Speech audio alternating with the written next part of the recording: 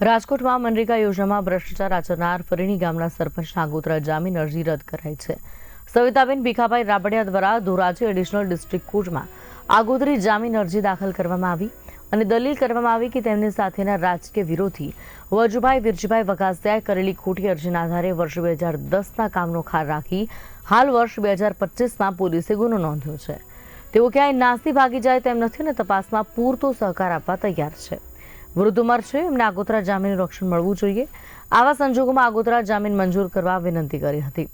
સરકાર પક્ષે public prosecutor Shri Kartikeya પારેખે દલીલ કરી કે ભ્રષ્ટાચાર તે કોઈ વ્યક્તિ નહીં પરંતુ રાષ્ટ્ર વિરોધી પ્રવૃત્તિ છે, જેના કારણે કેન્દ્ર સરકારની તથા રાજ્ય સરકારની ગ્રાન્ટ ખરા લાભાર્થી સુધી નથી પહોંચી રહી। આ સંજોગોમાં હાલના અરજદારને આગોતરા જામીનનું રક્ષણ આપવામાં આવે તો સમાજ પર વિપરીત અસર પડે। આ પ્રસ્થાપિત સિદ્ધાંતને ધ્યાનમાં લઈ આરોપીના જામીન રદ કરવા જોઈએ। બંને પક્ષની દલીલોને સાંભળી નામદાર એડિશનલ ડિસ્ટ્રિક્ટ જજ અલી હુસેન મહેબુલા શેખ સાહેબે પૂર્વ સરપંચ સવિતા રાબડિયાના આગોતરા જામીન રદ કર્યા છે।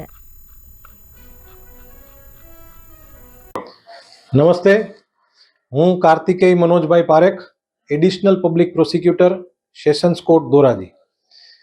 ધોરાજીના મહેરબાન એડિશનલ ડિસ્ટ્રિક્ટ એન્ડ સેશન્સ જજ આજરોજ અલગ અલગ જામીન અરજીઓમાં ચુકાદો આપેલ છે, જેમાં ફરેણી ગામના પૂર્વ સરપંચ સવિતાબેનની જામીન અરજી હતી। બનાવની વિગત એવી હતી કે વર્ષ 2010માં મનરેગા યોજના હેઠળ જે કાંઈ પણ કામો થયા હતા તેમાં ખરેખર કામ ન થયા હોવા છતાં ખોટા વાઉચર બનાવી અને તેનો આગળ રોકડ રૂપિયા લઈ લીધા હતા।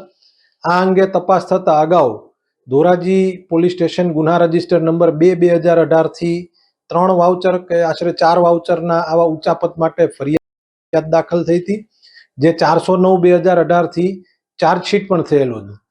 ત્યારબાદ ફરીથી આ ગુના અંગે ધોરાજી તાલુકા પોલીસ સ્ટેશનના પીઆઈ શ્રી ગોસાઈ સાહેબે ગુનો નોંધ્યો અને બાકી રહેતા જે 3 કે 4 વાઉચર હતા એમાં પણ આવી જ રીતની ગેરરીતિ હતી, જેની તપાસ ધોરાજીના એએસપી શ્રી સિમરન ભારદ્વાજ કરી રહ્યા છે।